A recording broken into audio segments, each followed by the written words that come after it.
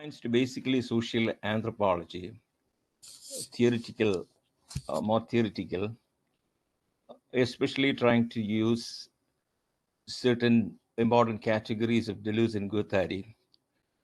And to be more specific, pointedly, it is what we call an analysis in terms of diagram or assemblage to be to extend it a little further. So basically, what sort of analysis Deleuze and Guattari try to make using these two concepts? That will be the subject of my exploration today. One or two things like I have to specify before starting my talk regarding uh, Deleuze's analysis. Definitely, it confines more to the philosophy. It is even if like we are talking about social anthropology or sociology or anthropology, uh, the the the basic structure of the inquiry will be more from the philosophic side, and that is also slightly tricky when Deleuze says about a philosophical analysis. He has always differentiated from the conventional sort of like focuses like in Western philosophy. Basically, those questions were uh, about whenever we make an inquiry, the question generally will be about what is it? It's a Platonic question. And why is it?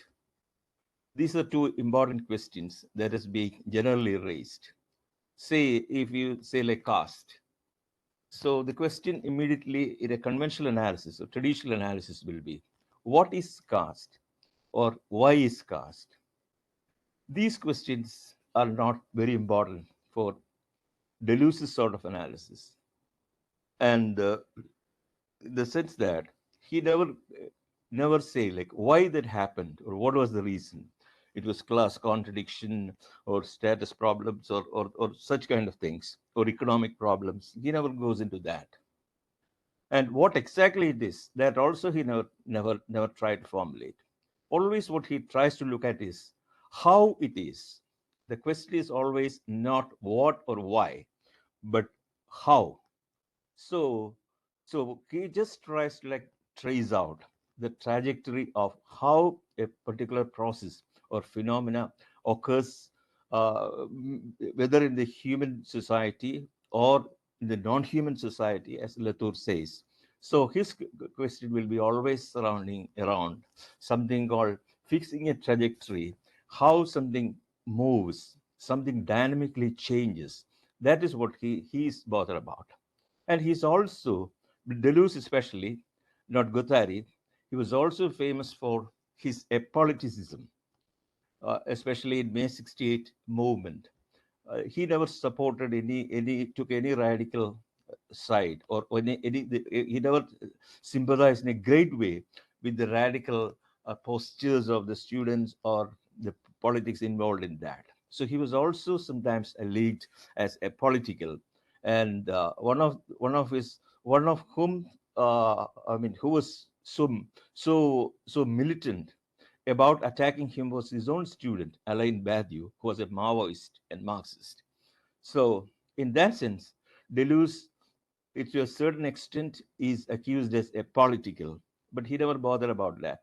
So, if when we apply something in of a Deleuzian category in sociology or in anthropology, never expect that it is going to be something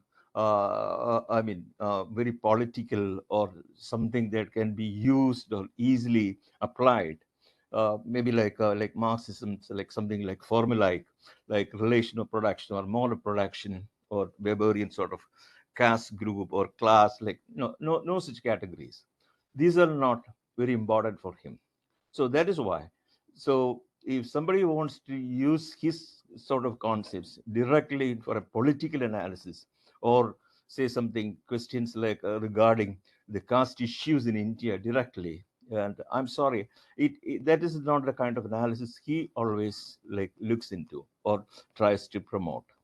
But definitely his analysis, especially his assemblage theory, is one of the most popular or widely used category. Of course, like it can be used in certain sense politically, but if it is correctly interpreted.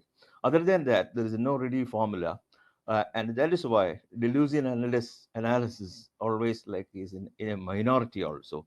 And that word is also very important. He always was not for a majoritarian analysis, but something like a minoritarian.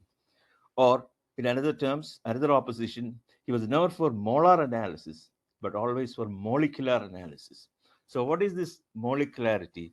What is this molarity? And where does his theory take off in the molecular angle? That will be something like we will look into that. And two important categories from that angle. One is, as we already said, one is diagram or abstract machine, and another is uh, assemblage multiplicity.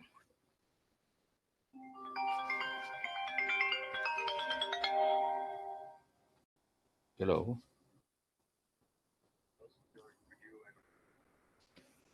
you lost our video? Okay.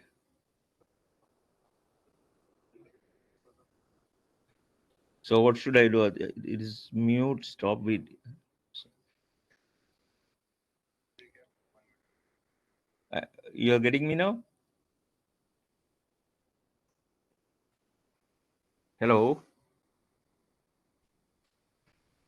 Yeah, hi, we can hear you now. Can you just recap the last like two, 1.5, 1 minute?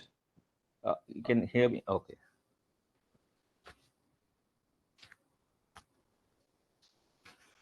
Yeah. What I was speaking Deleuze's analysis is always about when it comes to anthropology or social sciences or even philosophy, it is associated with one or two singular concepts. Like one is assemblage, one is diagram, which generally goes for not for a molar analysis with large categories like a status group, economy, or like contradiction. Not like that. It is more about a molecular analysis. It's not molar; it's molecular. And the important sociologists like whom he was inspired from, with whom I mean who inspired him was a 19th century sociologist by name Gabriel Todd. Todd was somebody who was very good in molecular analysis, and he was in certain ways an opponent, or well, he was always having his antagonism with the great illustrious Durkheim, Emil Durkheim. I mean, who was maybe can be termed as the father of French sociology. So he had a different sort of analysis, and Deleuze was always inspired by this molecular analysis. I cannot go into the details now. And another important theorist who was also inspired by the molecular sort of analysis by Todd was Bruno Latour. Latour's acting theory is also something very much inspired by Gabriel Todd.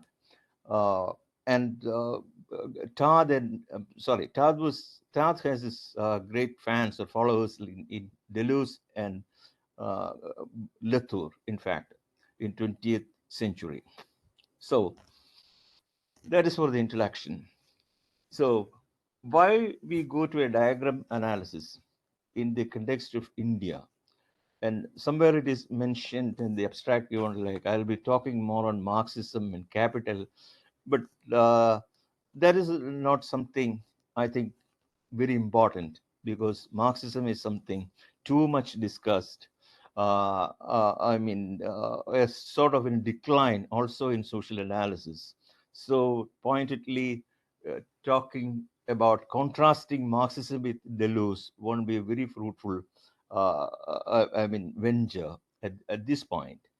Rather than that, I will try to go through mainly what are the main strands in Indian sociological or social anthropological analysis, and then come to what is specifically unique or different about Deleuze. Generally, Indian sociology or Indian social anthropology had three important analytic strands. One is, of course, Marxism, or which is identified as class analysis. And second is the Weberian sort of analysis or status analysis, like uh, we have like M. N. Srinivas, like very illustrious people like that. Marxism, we have A.R. Desai, or historians like Kozampi, Thapar. I mean, those illustrious people are there. And then the third angle is the structuralist analysis, which is almost singularly identified with the illustrious French theorist or structuralist Louis Dumont. And when we look at the topography, it is these three strands which had always been in the Indian sociological scenario, contesting between them, vying them each other. And then later in history, a fourth strand came, which we call subaltern school, which doesn't directly come into sociology. If we exclude subaltern, or we limit it into history, the three main theoretical lineage in Indian sociological tradition is: one is Marxism with class analysis, Weberian with the status group analysis or stratification theory, and third is structuralism with Louis Dumont. And each of them always try to visualize things in what we call macro categories or structural oppositional categories.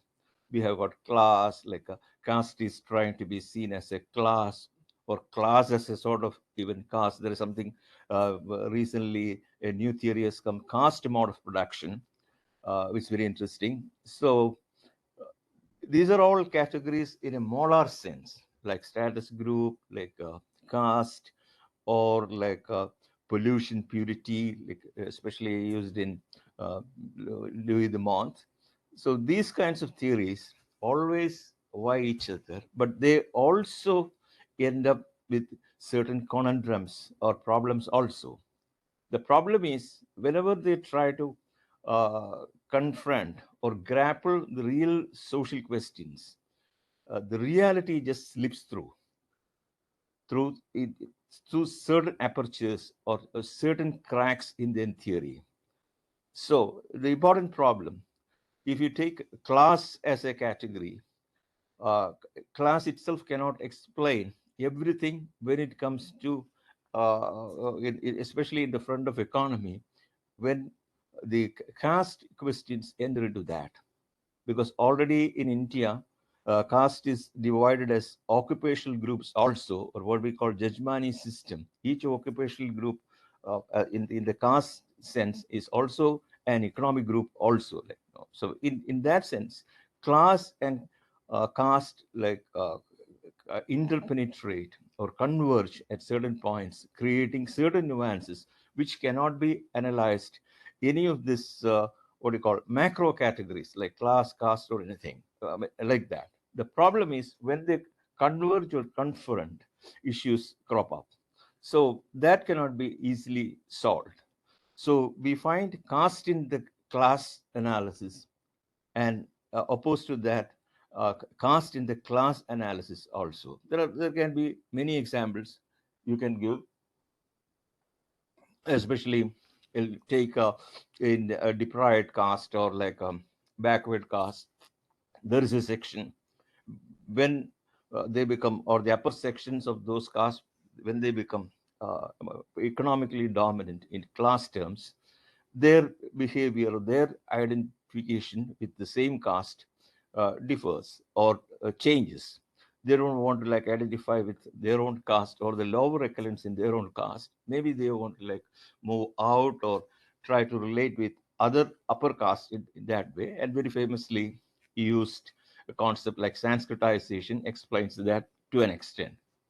And other than that, in the caste, In the class scenario also there can be caste, especially if you take an upper professional groups, like say something like Indian Administrative Service, or even now the IT field in California, like no, in the professional group, when suppose lower caste like come up to a very high level, or top managerial level, of course the class may be the same, but there can be a class distinction.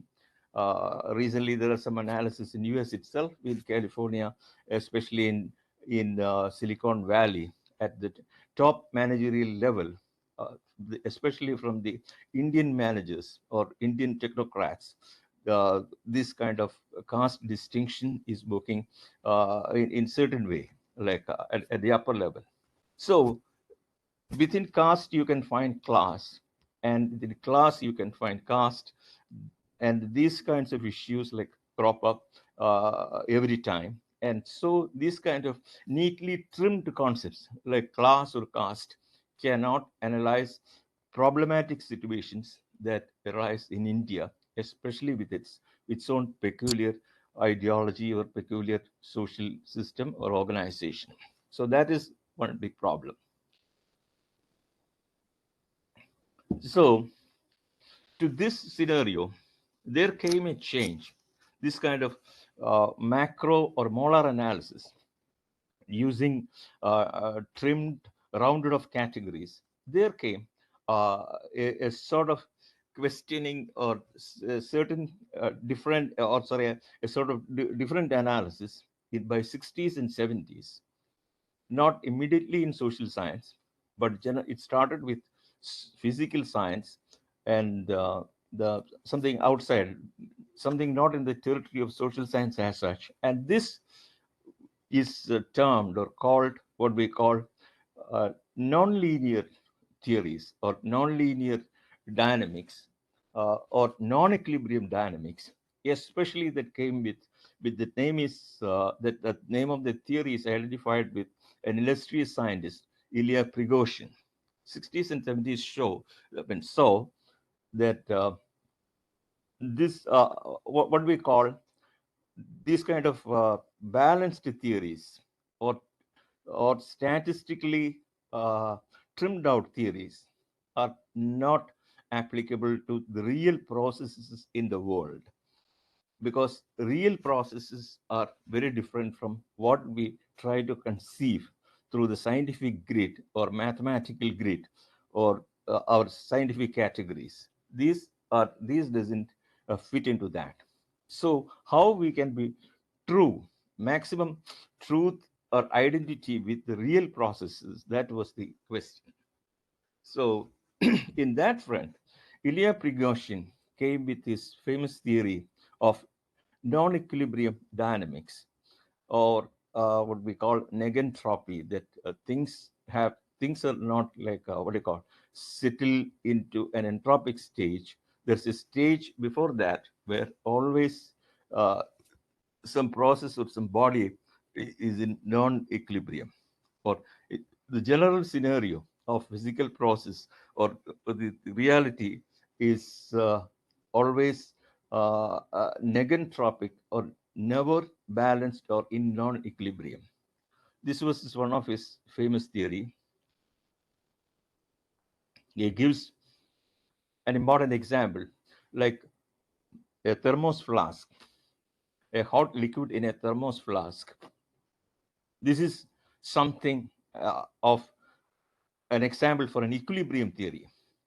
You just like keep some hot water or a hot liquid in a flask. There is no energy transaction or energy changes as such in that. That hot liquid is completely shut down in itself, and on its own, after some time, the temperature will come down, and the temperature will be balanced finally into the room temperature, and nothing interesting happens in that. So this is something where the energy doesn't go out or doesn't come in. So that is a totally balanced equilibrium model or equilibrium state.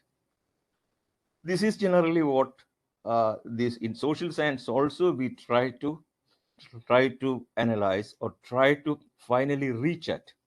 So if there is a social problem, how a certain kind of parameters or certain kinds of solutions or certain kinds of like measures are taken to finally settle it or round of it, and with with a sort of like 0 point settlement. I mean, that is what we aim at. But a Deleuzian or Prigogine sort of analysis will say, I mean, reality is never like that. It never settles. You can never settle anything. There will be some problems or contradictions which will always work against it, and something will definitely like unsettle that equilibrium. So it will be going on in a non-equilibrated state. So the for a non-equilibrium state, the kind of examples, there are many examples. One of the important example is the human body itself, that a human body never settles in terms of energy at any point. Even when we are sleeping, so many processes are going on. This in one form or another, like things are happening in our cells, in our body, in our organs, like, but that will only finally settle at a point of death. I mean, the final death. Other than that, this will be a, a human body will be always in a non-equilibrium state. There are examples from nature also. Something like a hurricane. It is always in a disequilibrated state, and and another important thing, this disequilibrium can be uh, created by you need not have a very big force to act upon. A small force can disequilibrate a big system. That is also a very important I mean observation or rule in the non-equilibrium theory. Say like something like a traffic jam. One car, if it is wrongly parked or it's wrongly like stops, once one a single car that stops can create a chain action, and it can create a long traffic jam or traffic block. Like that, it's famously said, one butterfly flap, one butterfly's flapping of the wing in a Brazilian forest can create can disequilibrate the whole weather system and create a tornado in maybe in American state like Texas, or in a state like Ohio. So any action is not linearly or directly connected, or there cannot be a direct action or something like object subject. There is a direct action on an object and create an intended result. Always these kind of a disequilibrium analysis always looks at lateral effects. It is not direct or linear, and some small force applied at one point can just grow up, can just like completely transform or completely change the whole system and create such kind of chaos. So that is why, I mean, the non-equilibrium theory is also known as chaos theory or complexity theory. There are many names for that. So non-equilibrium theory once came into predominance, or when it gained currency, it also influenced social sciences in a major way. I mean, especially like the cause effect or linear cause effect pattern, linear cause effect theory has to be somewhat critically looked at. Or in another sense, there is nothing like a direct one-to-one connection. There are a lot of lateral forces, minuscule forces, some forces you may not be able to see or identify, which can create unintended or effects at a much larger scale than we can envisage, or we can even try to formulate. So this was a very important change by 60s and 70s. Complexity theory, chaos theory, or non-equilibrium theory, which reshaped or changed analysis in terms of what I mentioned in the beginning, what we call molecularity or molecular analysis.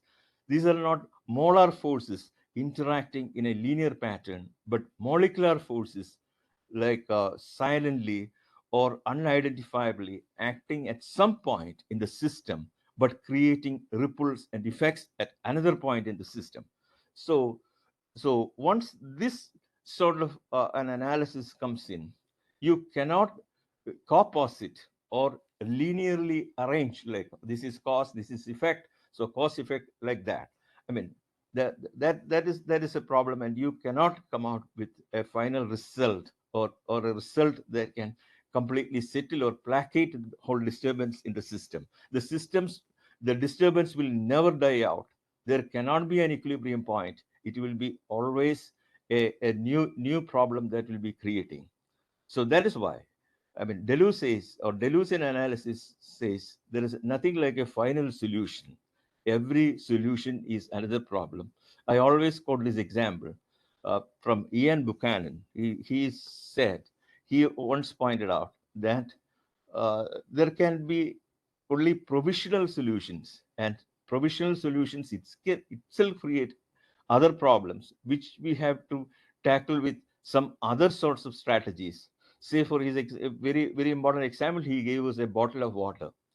I mean, a bottle of plastic bottle of water always solve our drinking water issue, but at the same time, once that issue is solved, it creates another problem, that of, I mean, to tackle the problem of plastic, or this plastic which comes as a very critical sort of waste in, I mean, especially in our environment. So a solution will only provisionally gives an answer. I mean, but that will be creating new problems. So these kinds of analysis comes in non-equilibrium theories. Non-equilibrium theories look at non-linear, or or something like try to go beyond cause effect analysis. So in that sense, there cannot be, in social sciences, say like take like class, so or defined with certain rules, like class is like generally defined as one's relation, any individual's relation with the means of production, or status group as something like decided by our market, what kind of things you consume as the status markers. I mean, this kind of rounded off equations cannot work here, because you cannot even identify where the cause is, what is the nature of the cause, what is the nature of the input, and what is the scale or magnitude of output that will be coming out at another point. As we said, a small flap, a butterfly wings flap in a Brazilian jungle can create a tornado in Texas or in Ohio. So, so it is not directly connected. It will not be what we call posited, adjacent, nothing like that. So this will be a different sort of scheme.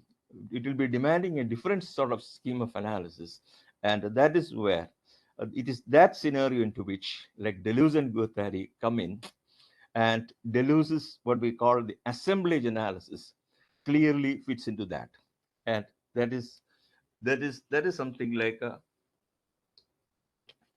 inspired to a great extent, especially Guattari, by Prigozhin and his non-equilibrium dynamics. So, what is an assemblage theory, and and what is diagram as part of an assemblage? So, translating this non-equilibrium sort of analysis into philosophy, Deleuze took up actually that sort of an analysis, and that is the point where he came with his own notion or concept, mainly of multiplicity, and subjacent to multiplicity, he gave the theory of assemblage. So, what is an assemblage? An assemblage is critical at what we said, this kind of molar kind of analysis or molar kind of equilibrium theory. So, if you take a molar kind of analysis or equilibrium theory in social science, some of the few examples we can give is, one is functionalism, structural functionalism.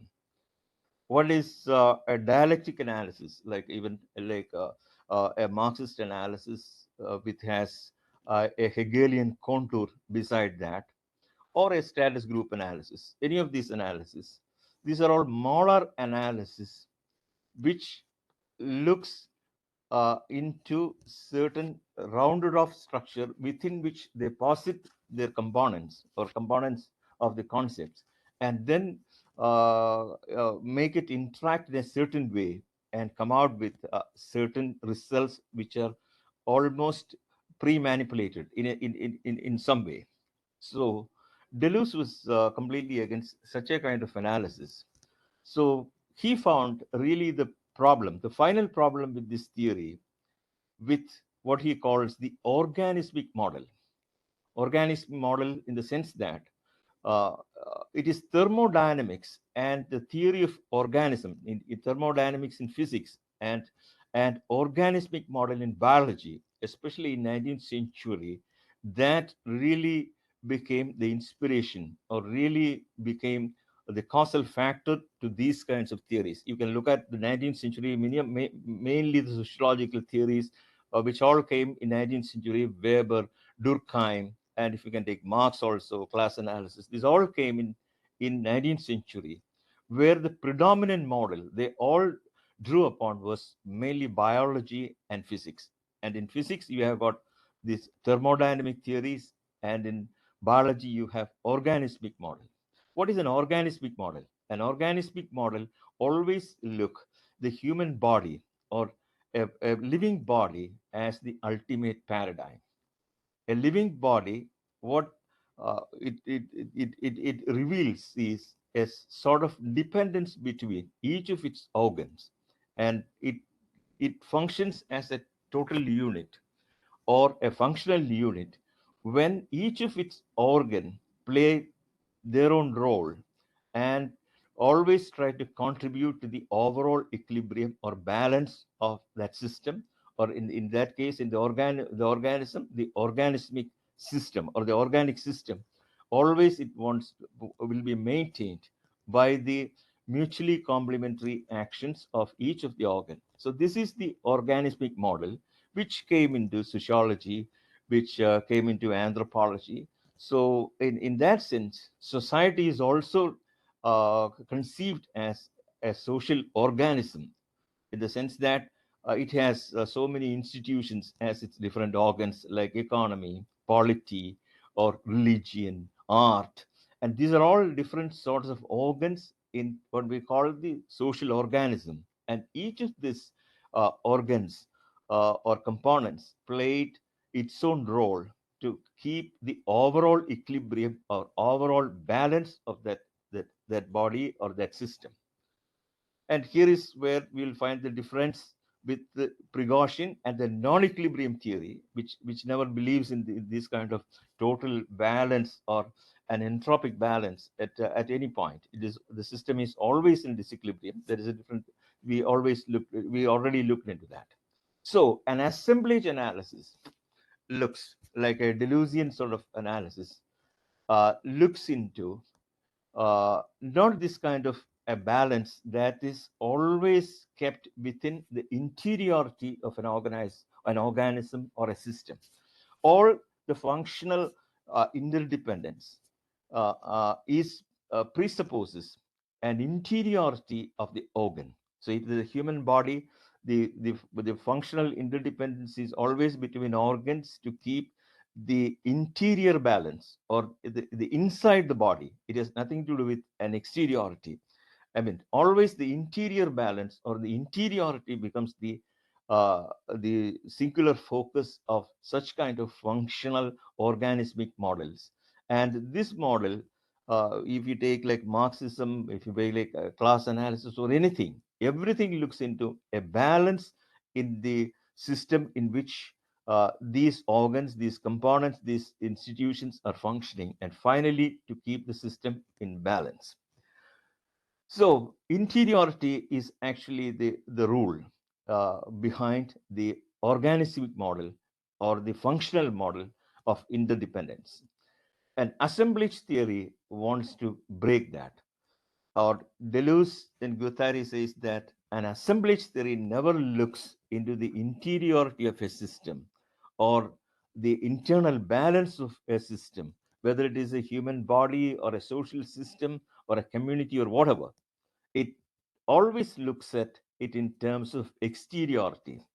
Exteriority in the sense that, I mean, in none of these organs or components that goes to make up this system balance or system equilibrium uh, uh, uh, need not be totally confined in that function in within that organism, or to be defined in terms of that organismic balance or equilibrium. There can be occasions, there can be uh, times in which this interior functioning or the interior functionality or of these organs can be broken, and it you can unplug uh, some of these organs, unplug from that balance system, and you can connect it to some exterior domains or some exterior point also. So in that sense, components that constitute or organs that constitute an organismic system, each of these components can be unplugged from that system or system function or system balance, and you can connect it to some other sorts of domains where it will have a different function. So a very famous example Deleuze and Guattari always gives is about a wasp and an orchid, or in our terms, a fly, a butterfly, and a flower. A butterfly and a flower also get into a certain interaction, which also brings out certain concrete creative results also, but they do not form part of a same organismic system, or or a framework in which they are functionally dependent in the traditional or conventional sense. See, when a butterfly always goes around, I mean, looking for its nectar, and it goes and draws out this nectar from a plant or a flower, sorry, in a flower, and at the same time, when it is drawing out its food from the flower, it is also carrying some of the pollens just stick to its body, and it will be carrying this pollen to another flower from where it draws a nectar further. But by its drawing this nectar, it is carrying this pollens in that particular flower to another flower, and actually it is performing the function of what we call pollination, or that is what is happening. But when we look from another side, another angle, what comes into contact here are not, I mean, something like organs within a body. Flower and butterfly belong to entirely different domains. One is coming from the plant kingdom, the other is coming from the animal kingdom. They have no similarity. They are not part of the identical species. Entirely different species. They are entirely different. Structures they have. The butterfly is beautiful, but it is mobile. I mean, flower also may look like a butterfly, but it's immobile. But they don't have any identity. It's completely different functions, but they really enter, in human terms, into a sexual partnership. Actually, butterfly becomes the sexual partner of a plant through its flower, or carrying its pollen to another flower, and pollinating, or trying to, what do you call, making possible the expansion of the plant kingdom or reproduction of the plant kingdom.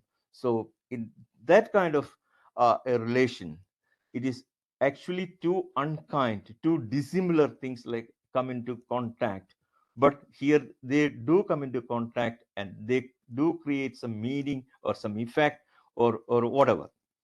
So This kind of a relation, this is not an organismic or a functional relation within an organism or a system or within a body. This is also a relation, but this is a relation that is connecting entirely different domains. And such kind of relation, Deleuze will call this is an assemblage relation.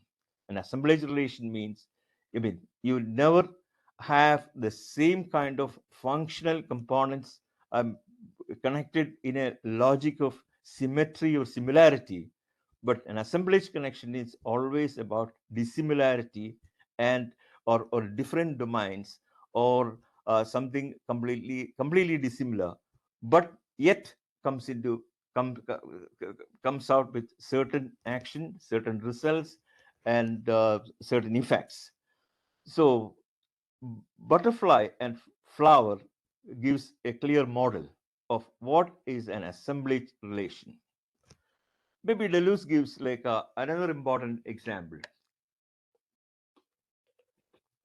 which may be more telling. He gives an example of assemblage, something, I mean, a figure like a medieval knight. You all know that medieval knight, like, is very famous for his chivalry, his adventures. But what is that figure of the knight constituted of? I mean, there are certain essential components in that. A knight will be always riding a horse. He will be perched on the horse's body with what we call a stirrup and saddle, and he will be having a long lance tucked, I mean, in between, in his hands. And that's the ideal figure of a knight going to a chivalrous tournament, or what you call the medieval Jews in tournaments, or into the war front to fight a war. So Deleuze looks very carefully at this figure and says that a knight in his constitution, in his like in his paraphernalia or his like makeup, physical makeup, is an example of an assemblage. Why is it an assemblage? We find three components in the makeup of a knight or knight templar. One is horse. There is a knight cannot operate without a horse. Secondly, he cannot perch on the horse without the help of an object, which is the saddle and stirrup. Without using a stirrup, you can't perch on, I mean, on a riding horse or a horse moving. And third is he has got a lance with him, which is another object. So Deleuze says that this this this knight actually, with all his components, with these three dissimilar components, constitutes an assemblage. Why it is an assemblage? Because none of these components, one is the horse, which comes from the animal kingdom. The knight himself comes from the human kingdom, or he's a human. The other is an animal. And third, there's the relation between this human and animal is mediated through a stirrup, or what we call a saddle and stirrup. Without this saddle and stirrup, without the mediation of this object, which comes from the physical world or physical realm, or a non-animate, inanimate object. So, in a night assemblage, these three components come into a certain relation or a functional relation. One is a human, one is an animal, and the third is an object. And what happens here? What happens here? What sort of functionality occurs when these three components come together? So, what Deleuze finds is that why the knights or the medieval knights became furious or such a ferocious fighters, because they could move into the battlefield in high speed. That high speed, of course, is made possible because he can perch onto a horse. Without horse, I mean, his speed will be drastically reduced. Or in the opposite way, his force is actually expedited by the animal or the animal speed. Or put it another way, what the night assemblage, what happens in the night assemblage is that an animal force, the animal's real force, is translated into a certain human energy. When the night charges, it is not the horse that charges, it's the night that really charges, and the night that really stabs his enemy or destroys his enemy. But in destroying that, the basic engine power, the motor power, is actually given by the horse, or it's a real horse's power that is translated into the human knight or the soldier via an object, the inanimate object, and that is stirrup. Without stirrup, or without this physical object or inanimate object, this animal's energy cannot be translated into the furious fighting force of the knight. So what happened, or with or a lance cannot, he cannot use a lance without the horse's energy really getting translated as his own power in a certain way. So a knight as a functional unit, or knight as a charging unit, Deleuze says is an assemblage. Why it is an assemblage? It is an assemblage of three different, completely dissimilar entities. One is a human, one is an animal, and third is an object. So when these completely dissimilar entities come into union, come into a certain form, a certain energy, I mean, a certain ferocious power is created, and the final effect is the charging knight who just create havoc in the battlefield, or they created havoc in the medieval battlefields, and that is that is was the result, and that was not part of a functionally interdependent organismic model, but part of an assemblage which combined three different dissimilar things. But between these dissimilar things, there was a certain kind of translation of energy or power, and that is where, that is what really happened. So an assemblage works in a completely different logic, or in a completely different paradigm, or completely different form, than, or different from what we call a functional form, or a form in which always the completely like something humanocentric. Generally, when we use categories from social sciences, we only presuppose as components similar or identical components, or identical players, like humans generally, but never taking into consideration these non-human components or non-human factors, which can really create a complete difference, or complete change of change in the course of action. So that is where Deleuze was very clear about what he called an assemblage function, or an assemblage analysis. And he takes it further, and what he says, that within an assemblage there is something called a diagram. An assemblage doesn't function just like three dissimilar things coming in together just in a haphazard way or an accidental way. This kind of a relation is structured by what he calls a diagram, or an abstract machine. And that he analyzes, that particular point of diagram he analyzes, uh, building upon or expanding upon another uh, assemblage, which he directly draws from Michel Foucault's important book, Discipline and Punish. And that assemblage is the prison assemblage. Or what do you mean by prison as an assemblage? That is a social institution in which humans are mainly quartered or mainly confined.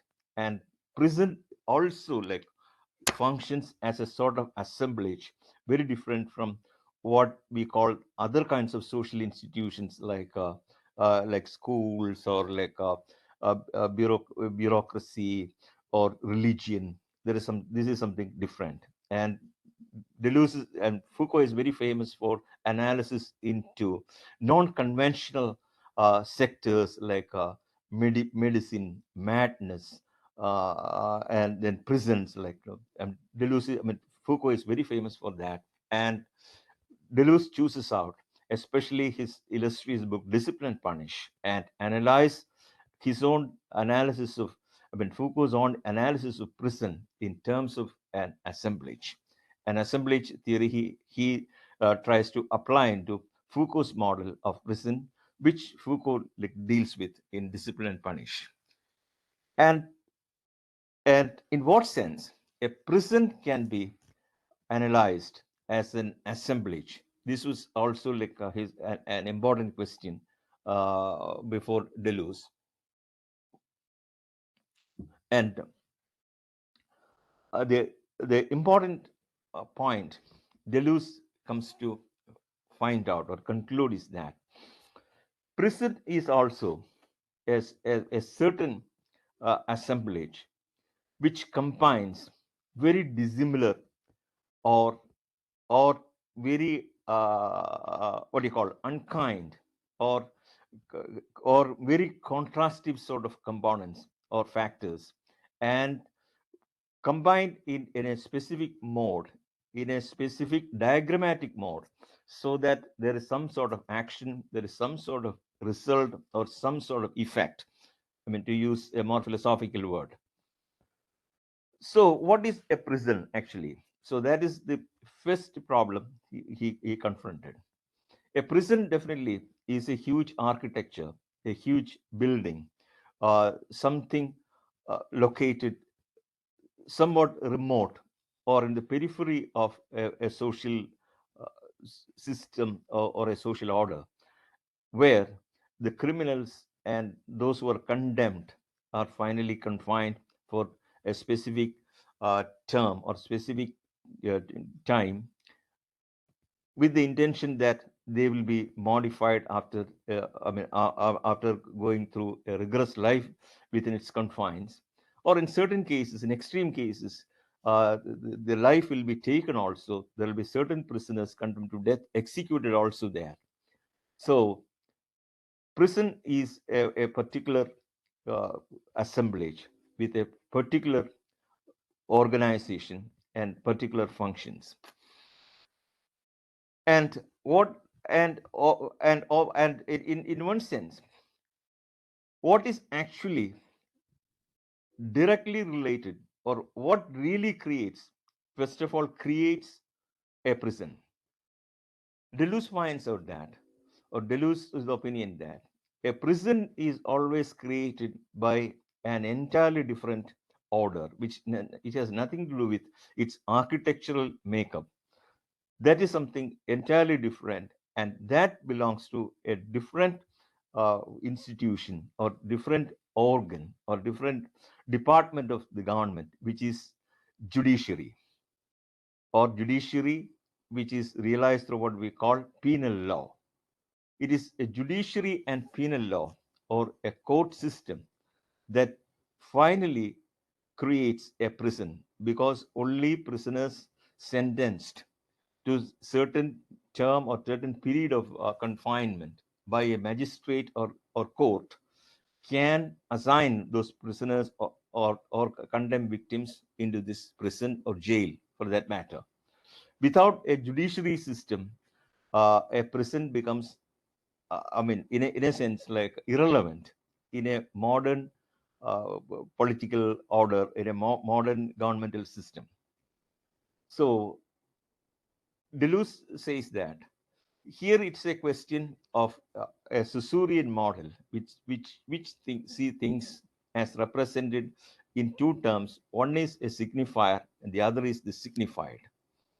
So for Deleuze, a penal law or judiciary functions through a certain system of law which is articulated linguistically. Penal law is all about, a language system. All laws are written in language.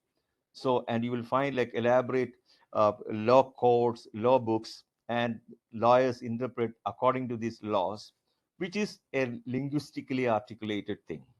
So this linguistically articulated thing, uh, through certain verdicts or judicial sentences, condemn the prisoners, and this only after this condemnation, these prisoners are taken to the confinement within prison.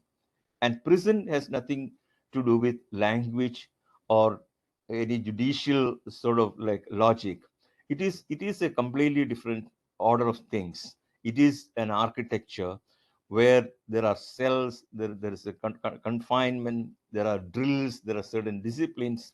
I mean, and there are warders and punishments also. So what we call linguistically articulated judicial system and an architecturally designed prison have nothing common in between them. One is language, the other is physical architecture, which is stone and cement and metal and cells and all that. Like so, these are two things, but these two dissimilar things have to come into certain complementarity for a present system to work. Or, in other words, Deleuze will say the judicial system will supply the content of the prison, which are prisoners.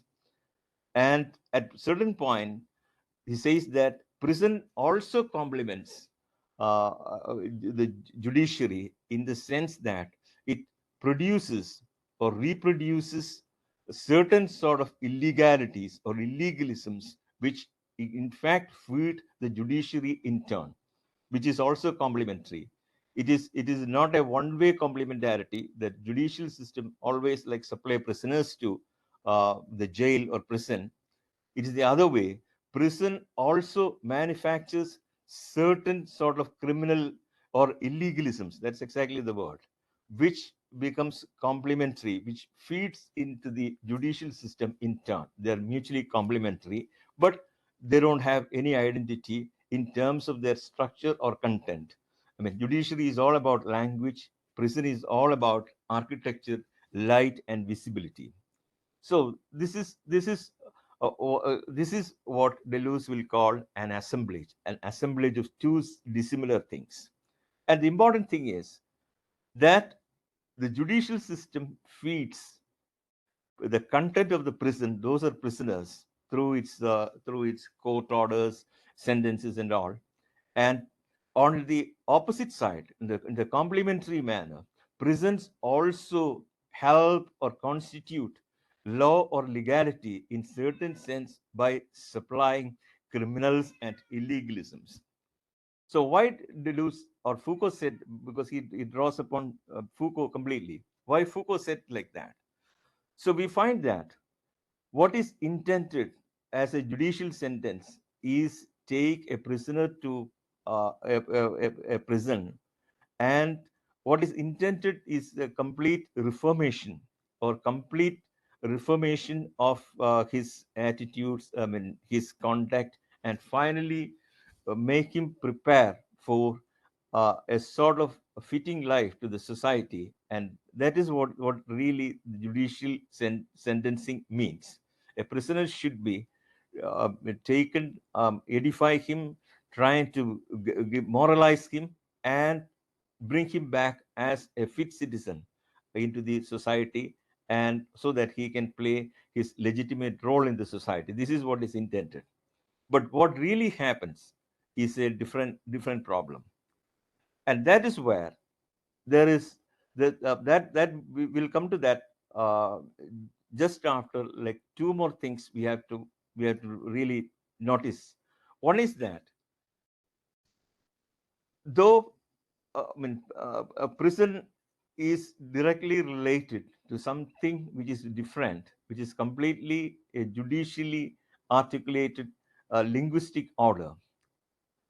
Deleuze says that, in a sense, if you look at from a Saussurean model, you can see that this judicial law or the linguistically articulated legal system, you can in a way visualize as a signifier, and the prison or the architectural system you can the physical prison you can visualize as a signified. There is a signified relation between them. Penal law actually becomes the signifier for a signified of the prison to which it feeds its prisoners. And but Foucault and Deleuze says that this is not so. You cannot just say one is signifier and signified. For them, there is a quadripartite division in the sense that each of these contain the elements of the other also, because a judicial system is also not all about language as such. It is also a physical apparatus in certain sense, in the sense that a judicial system operates through its court buildings. It has lawyers, it has bench clerks, it has certain protocols I mean, how a judge should be addressed. I mean, then roll calls, then the cases are called, and then judicial trials and all that. This is really happening in a physical system or a physical apparatus, and which is not all about language alone. On the other side, the physical prison is also has its own legal rules and its own protocols and order, which has nothing to do with the what we call the macro laws or the judicial laws, but its own micro laws, or or its own laws for the maintenance or upkeep of the system as such, confined to its own maintenance of an equilibrium or a balance within its own system. That is why every prison has its own manuals, a prison, what we call prison manuals, at specifying at what time the prisoners should, I mean, wake up, what time they should take exercise, what time they should take food, or what time they will be taken out for working in maybe some prison. There are factories within prison, there may be fields where they work like now. So all that also are specified according to what we call a prison manual, which is also a codified system of law. So once we see in that way, so prisons are also its own, within its own apparatus, it has a signifier or its own legal manuals, which is linguistically articulated, and its own physical apparatus, which is the prison itself. So judicial apparatus and physical prison do not complement as signifier and signified. Each of this unit can be further divided or further fractured into different components, where also this signifier and signified function in a subtle way. So that is why, and the other observation, that the penal system or the legal system not only, I mean, supplies contents of the prisoners to the prison. I mean, in an opposite manner, the prison also feeds the legal system through its own small illegalisms within its own confines.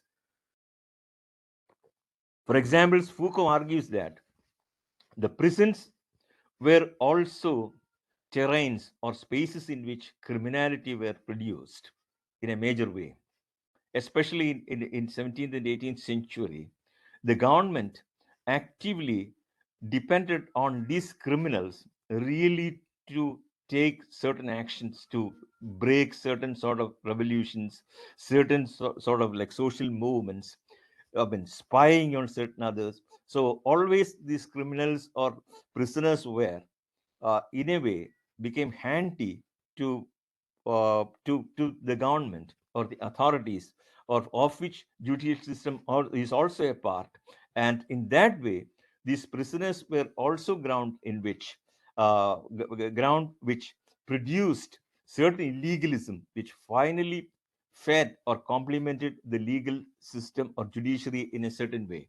We can see like these in our own prisons, like in India, especially in Kerala. I can say that there are certain prisoners that come in, and they live like with all comforts within the prison, with cell phones, and there are certain prisoners who are operating within these jails, like managing their own what we call mafia systems, their own gold smuggling operations inside in within the prison. And the warders and the jailers, they can't utter anything against them, they cannot take any action against them, because they're all supported by certain political parties, certain other interest groups outside. So prison itself is a space. That is why Foucault argued that, which also creates illegalisms, which in a way complements the judicial system, because these criminality, finally these criminals contribute to the criminal level in society, or levels in society on which actually the judicial system operates or functions. So these are mutually complementary, in the sense that judicial system is not just about articulating, or just like some judicial sentences as such. It doesn't represent judicial sentence as such. It is also an apparatus with different components, its own functional legal rules, its own other sorts of courts, magistrates, lawyers. It's an apparatus, or Deleuze will call Foucault will call a dispositive. Prison is also like not just like something just reflects the interest of judiciary as such. It is also a system within which crime and criminality are produced. It is not only reforming, it is a producer also of criminality, which finally complements or feed into or functionally complement the judiciary, the large judiciary system of the government or the state as such.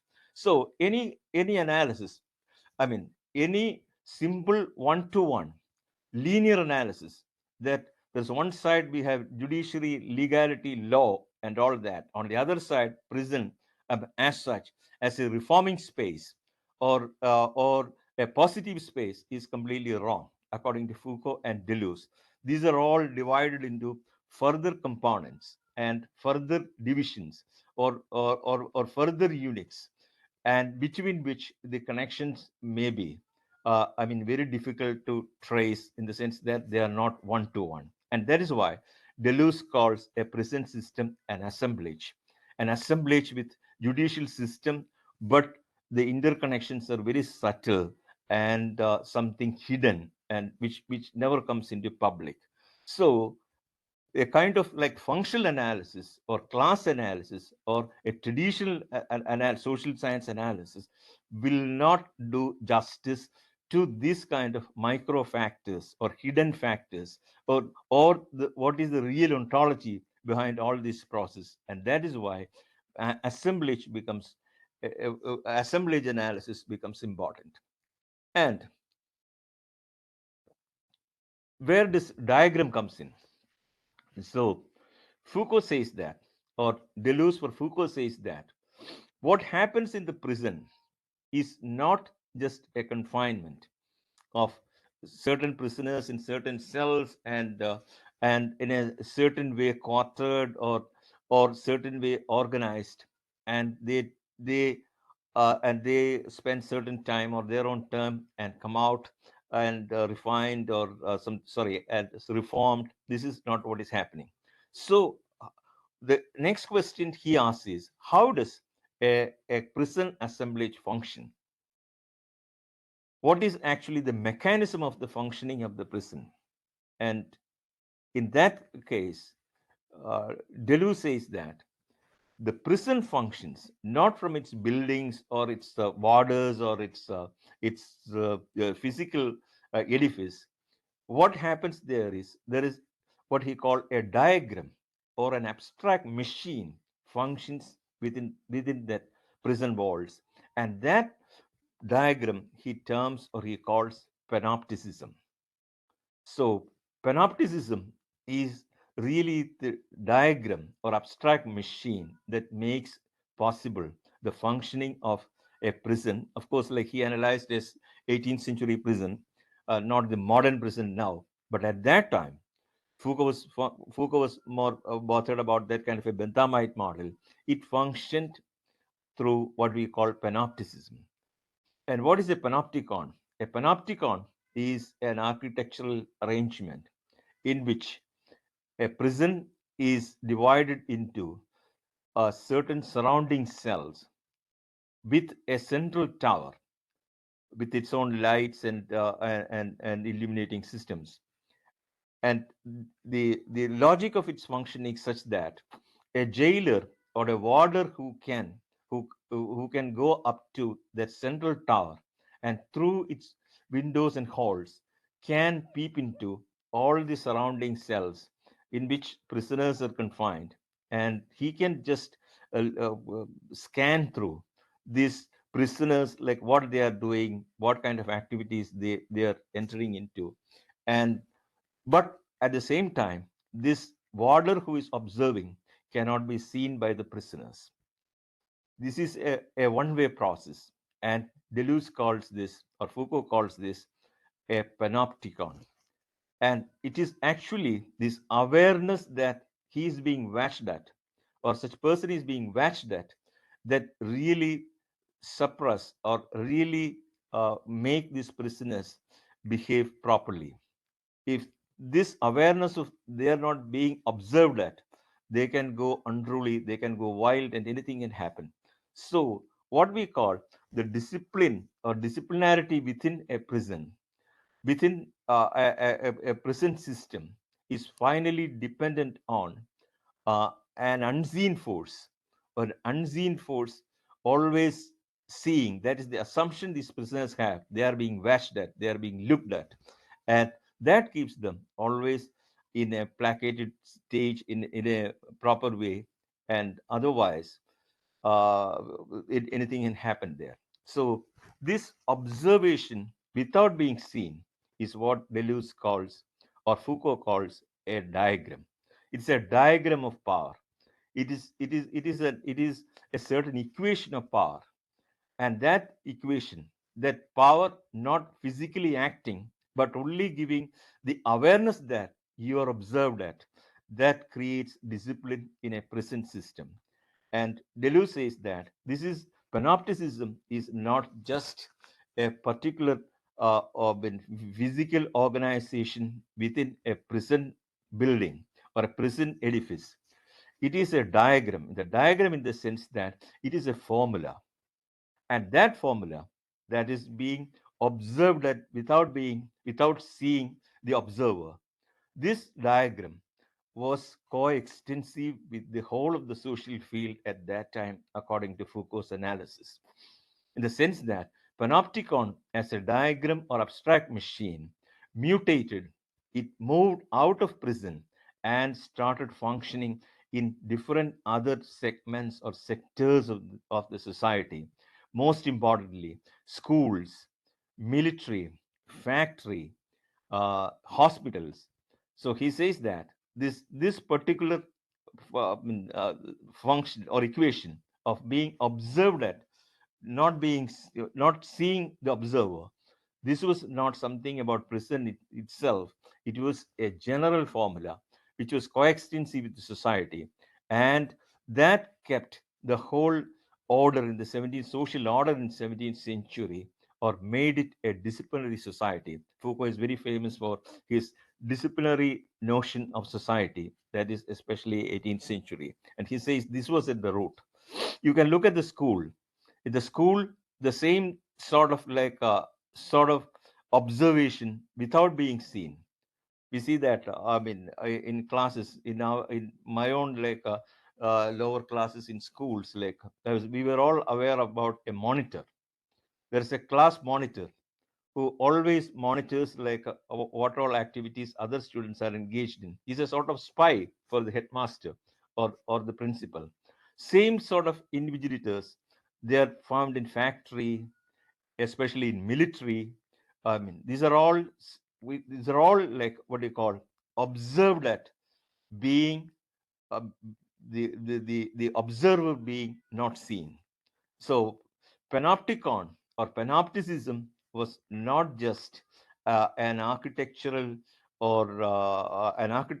technique, but it was a diagram or something that functioned uh, uh, in a certain form, in a mutated form in different points at different locations in the society, or it was coextensive with the whole of society, but in mutated form. I mean, not in a single or identifiably unitary form, but in diverse forms, in different modalities. But and that modality was possible because the diagram always mutates. And this is one of Deleuze's very influential analysis.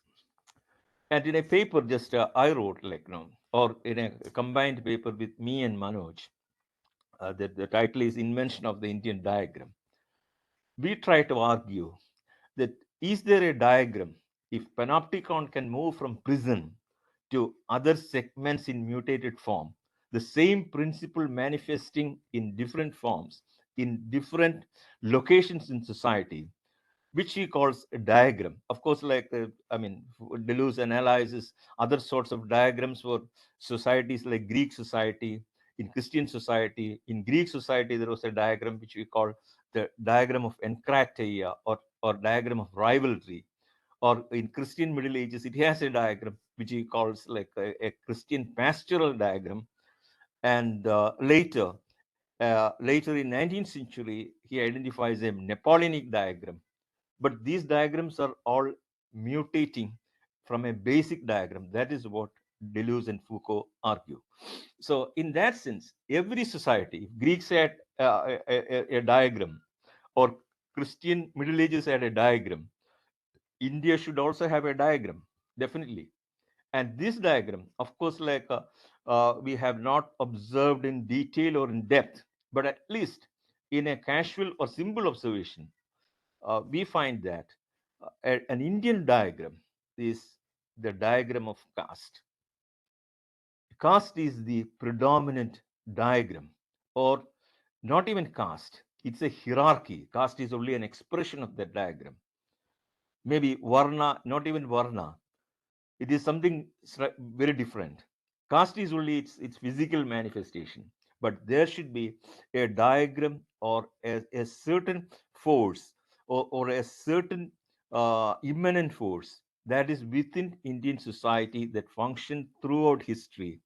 And um, again, moving into different sectors, different segments, different different quarters of society, in certain form, but always mutating itself in certain modality. And as a sort of very provisional illustration, very provisional, me and Manoj just take a mention about in that paper, Invention of the Indian Diagram, the question of Brahminism.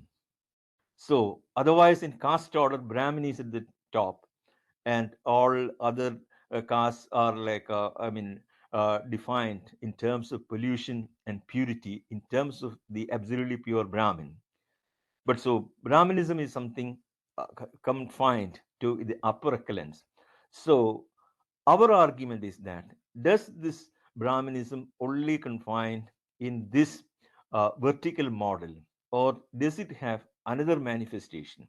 And we find that uh, this kind of Brahminism is, of course, like, the purity is, of course, correlated to pollution.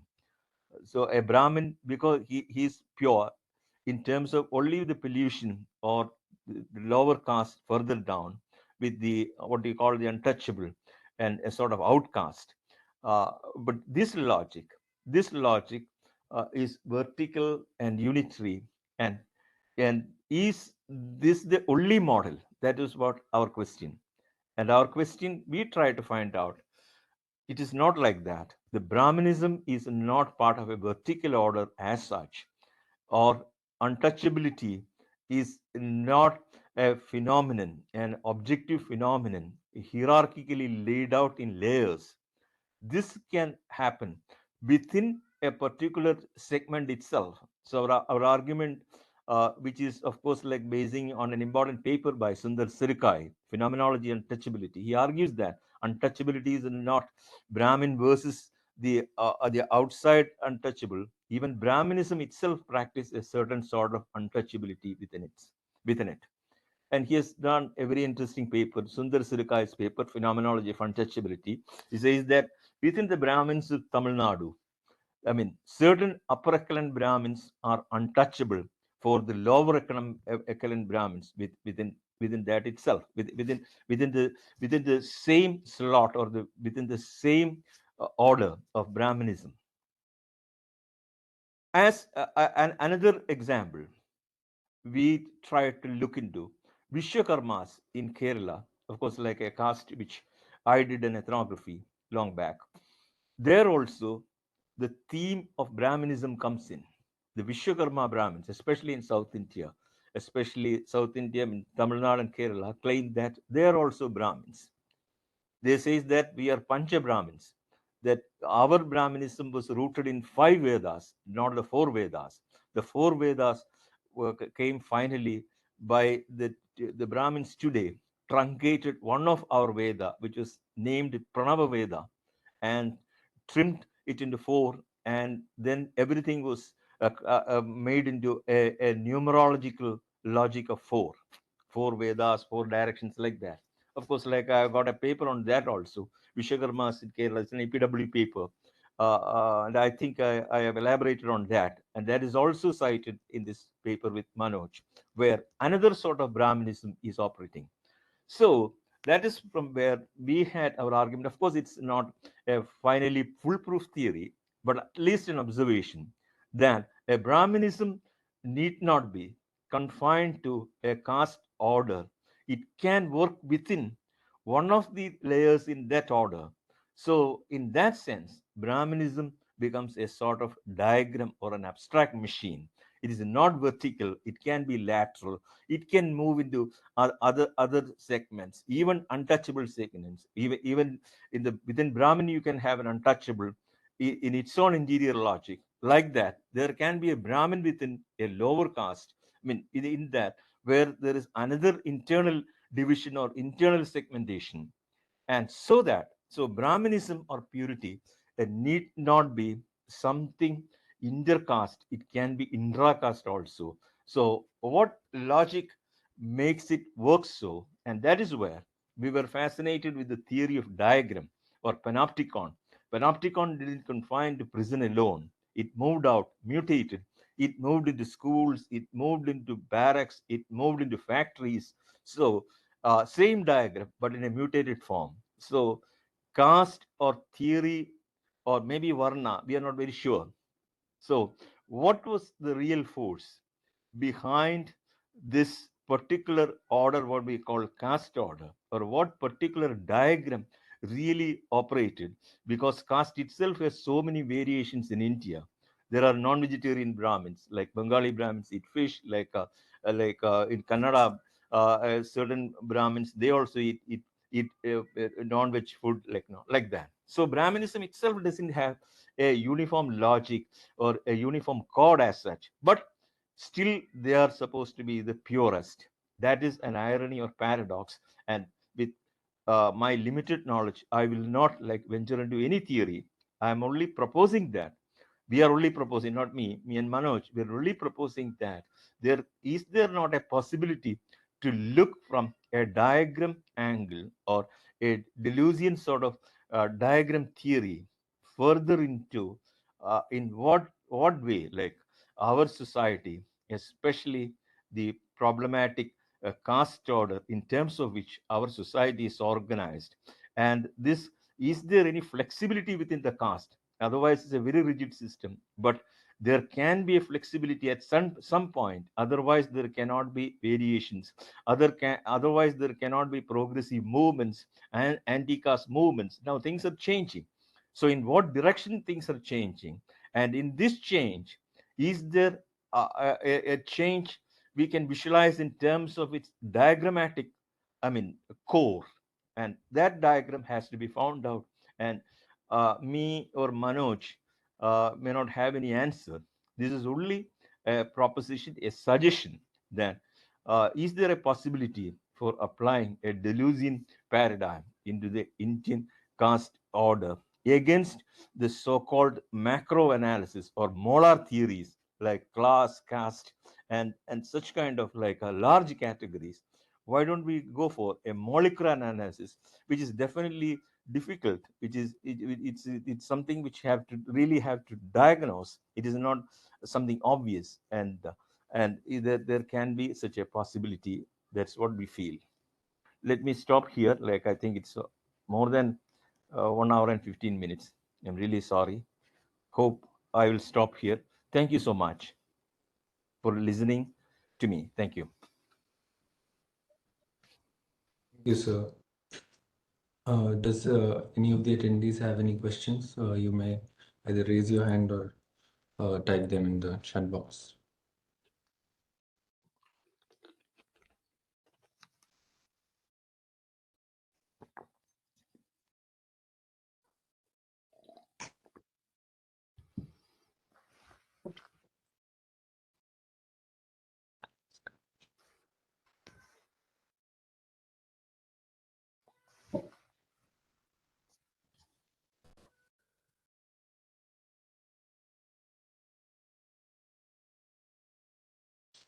I don't think there are any questions now.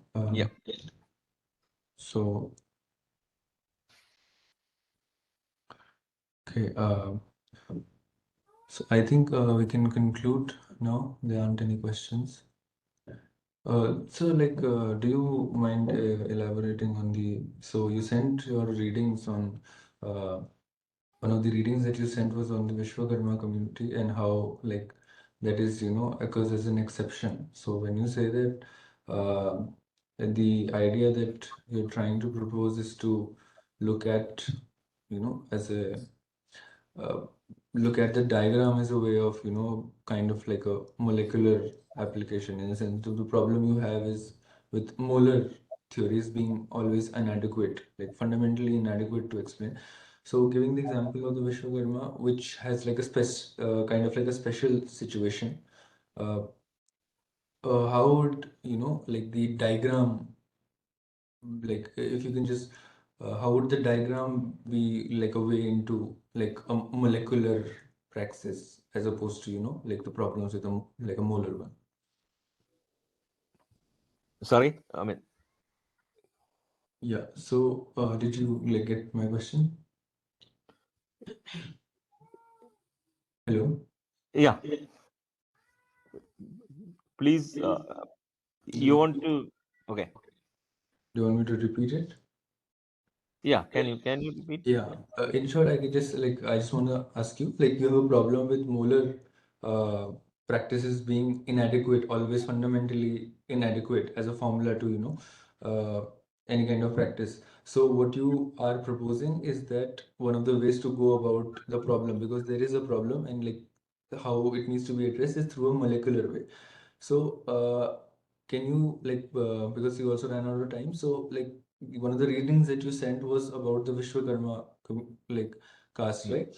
So, Yeah. keeping that as an example, can you like maybe briefly tell us how the idea of the diagram works as a molecular mode of praxis, if like if that is like one of the things that you're arguing. So just that. Yeah. I no. Of course, that the article I sent, and then the molecularity uh, in that sort of analysis is related, especially when I was examining their political identity, because in a larger situation, it's not that molecular doesn't mean only one point, but how one point get emphasized or blown, maybe out of proportion. It's not that there is one small point which completely talks for entire community or entire caste or group. It is it from in a general array of so many points, one or two points get accentuated. That is where you look for a molecular analysis.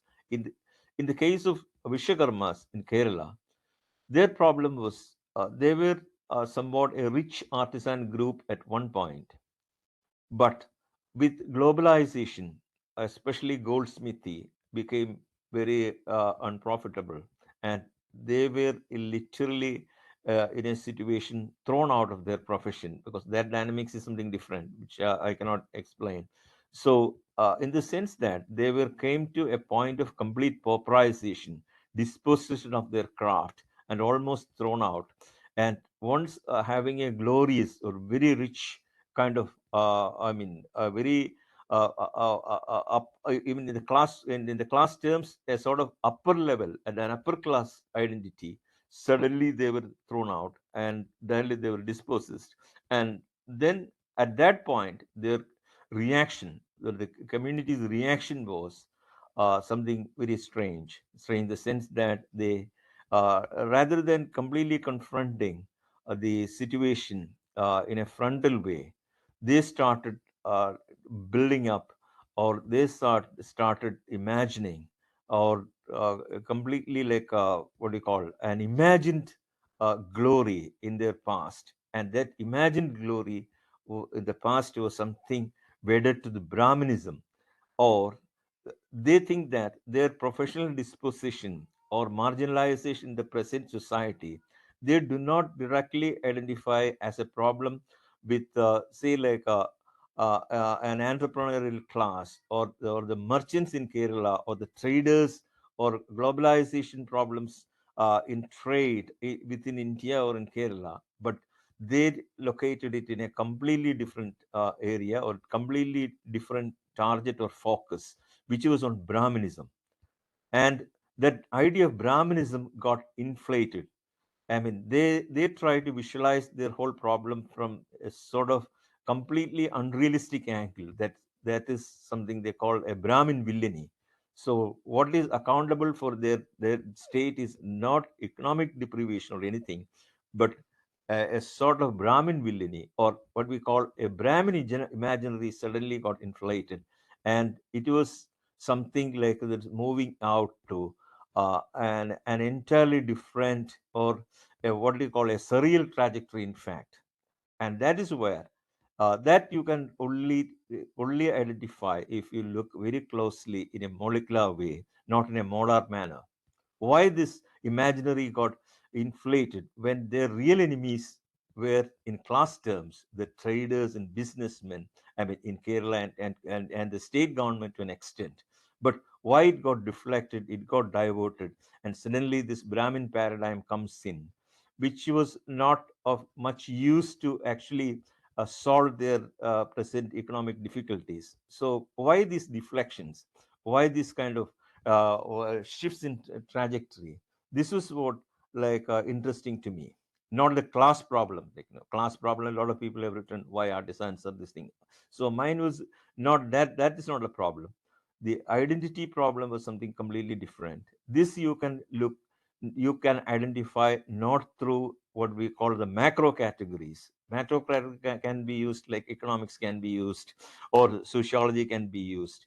But this kind of a political identity shift can only be identified if you look very closely into that, and ethnographically into their present condition. That is what I mean by molecular analysis. Thank you, sir. Uh, there's somebody raised hand. Do you have a question?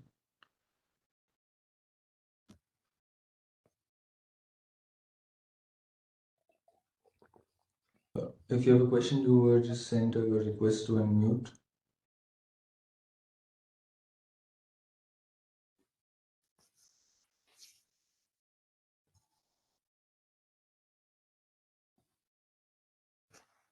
Okay, I think that includes the. You can just write the question if like an unmute request was sent to you. Yeah. How to send the request? No, Okay. no. I sent you the unmute request. So like maybe you can unmute yourself now. Do you find that like you can do that?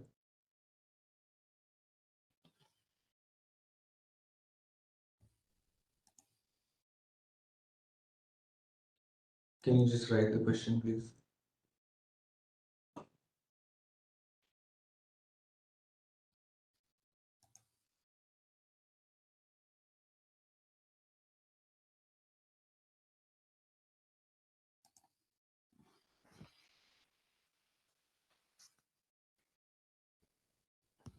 So one of the attendees is like writing their question. So like just a couple of minutes.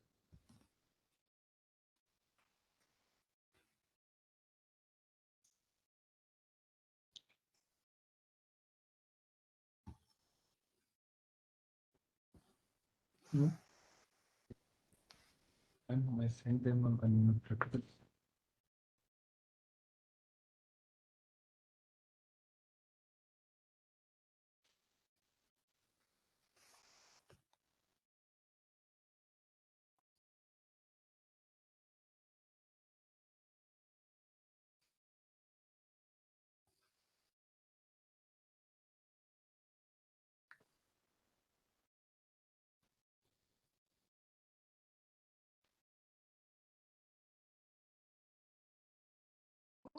Hello. Yeah, am I? Yeah, you are audible. George, can you hear him? Yeah, I can hear. Yeah, okay. Thank you so much, Professor Varghese. It was such an illuminating talk.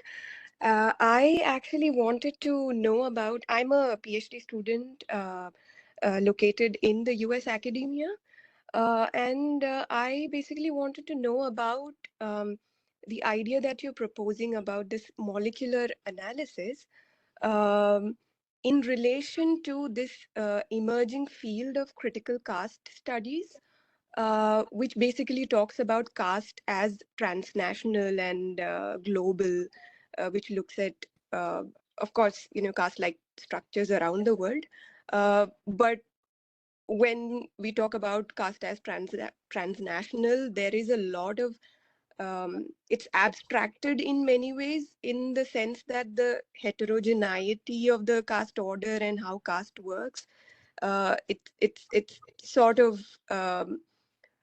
flattened out in a way, in that sort of analysis. Like, if we have a critique of that kind of critical caste studies perspective. So I wanted to really understand how you would place your proposition of molecular analysis in relation to that critical caste studies, because their project is about foregrounding the idea of caste oppression on the international stage in a way. Yeah, I hope I make sense. Yeah,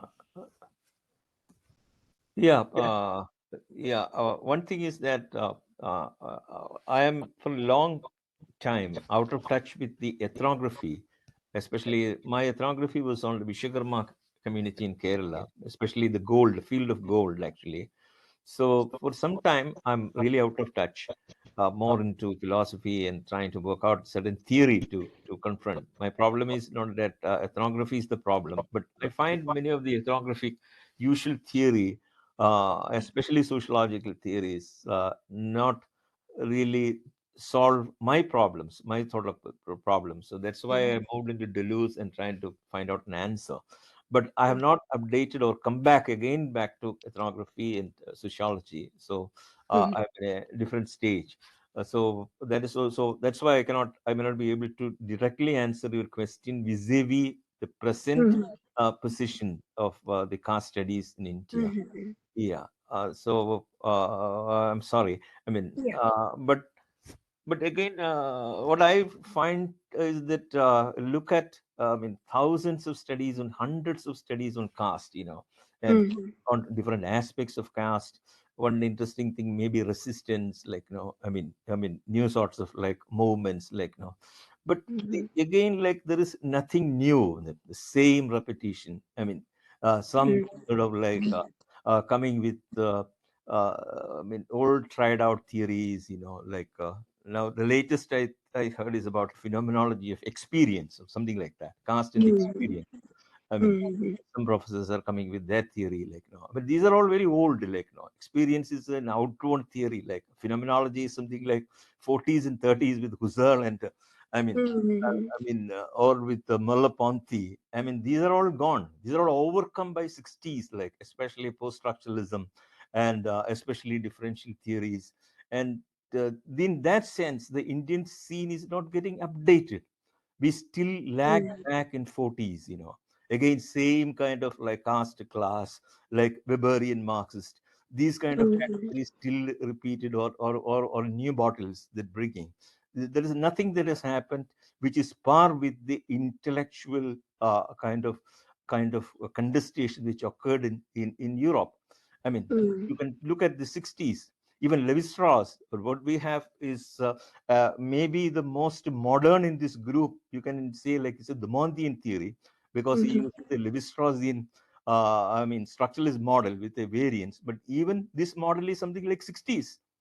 The month just lies in 60s. Mhm. It all got revolutionized, like post-structuralism, like Foucault, Deleuze, the very powerful theories. These are all very powerful new theories which never Mhm. find any resonance in India, especially in caste studies. Still, they are taking it back. It's like Mhm. experience and Dalit and experience. Like I'm saying it like no, I mean, which is Mhm. completely contradictory. Like no, these kind of theories, they're trying to like put in new bottles and try to sell. These are all outdated. You know, these are all like phenomenology is a concern in 40s and 50s. You know, it's all gone. So Mhm. in that sense, if you look at the trajectory of new theories, well, sadly we are not in some way resonant with what is really happening West. That doesn't mean you accept all Western theory. I mean, but there is no problem also accepting. I mean, very positive aspects of their theory. I mean, I'm not like in that way nationalist or like no, not way. I'm not a parochialist. Any theory which Mhm. works, I will use. That's my policy. In that way, a slight deviation occurred with what we call subaltern school. Like no, I don't know. They didn't have a Mhm. consistent position. One point they were with Hegel, then they moved Yeah. into into Foucault, and Mhm. with Gayatri's work, it was Derrida. Like I don't know where they are now. Like no. So in that way, sadly, it's a huge vacuum in the social science theories in India, vis-a-vis the same kind of trajectory that developed in West. I'm sorry to say. In that way, Deleuze and Foucault, I mean, they were one of the pioneering, you know that, like, no. I mean, there's not a proper Foucauldian analysis in India in that way. They've never applied. They speak so much about Foucault, but pick out one or two concepts from him, like governmentality or discourse, and then I don't know what they do with that. Something completely distorted. That is where still we are in that sort of molar categories, class, caste, Sanskritization, but we are not updating. The problem is within India itself, because they don't allow even caste movements like resistance. These are not, I mean, they are not updating with the West, where the theories have gone far. Like, I mean, in the sense that want the Lacan or Zizek or like a Latour or leave like Foucault and Deleuze. Like, how many theories have come? How many? And these theories, mind you, if phenomenology could not exist there because it was overcome already by in 60s by other theories like structuralism, post-structuralism, differential theory, even Derrida. But that is not happening. We still want some convenient, basically intelligible, basically logical paradigm or formulaic. That's what I say. And the ideal example of formalism is Marxism itself. You have got a formula, mode of production and relational production. You apply everywhere. This is what happens. That's why it's a very handy theory. And Indian academia, when they just try to monopolize. You raise any other question or anything different, you can't survive in this scenario. That is why it's a complete hegemonic situation with some conventional sorts of paradigms which has to go. And I think still the most intelligent book still I read is Dumont, Homo Hierarchicus. I haven't seen anything as interesting or detailed, but even that is like something outdated if you look in the West, say like in the structuralist model. Like, no. So that is actually the situation.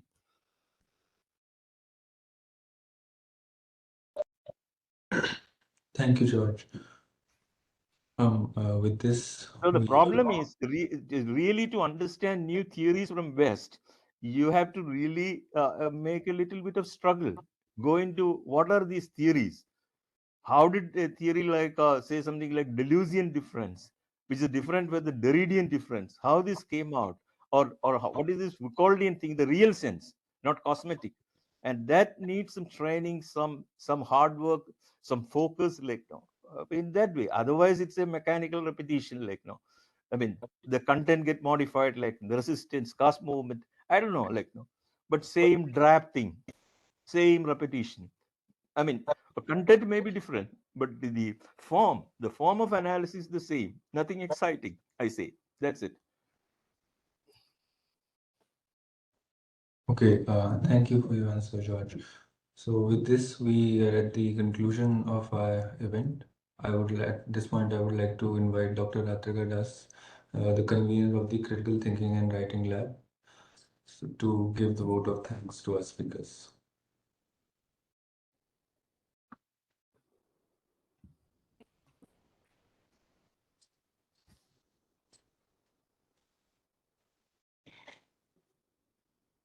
Thank you. Thank you, Abhay. So first and foremost, I will thank Professor George. I know this is early morning for you, and Yeah. and I this was a is little very bit kind of sleepy, you. sorry. Yeah. This is very kind of you to join us at a time when that is not very comfortable. And I also thank Professor Sanil for joining us. At present, he's not in the online link. Uh, Professor Meenu, you have joined us from all the way from Chandigarh. That means a lot, and especially when this was on a short notice. I also know that. And Dr. Manoj, this is very kind of you that you have joined us with your wife. Thank you so much. Both of you are welcome to IIT. And I also wanted to thank you, our PhD students, because all of our lecture series are taken care of by our PhD students. This is something that, like, I don't interfere a lot. I don't interfere because I also see it as a way by which you learn how to work with people. A lot of times, like at least I have learned it from a method of trial and fail method, where we don't know how to teach, we don't know how to work with people, we don't know how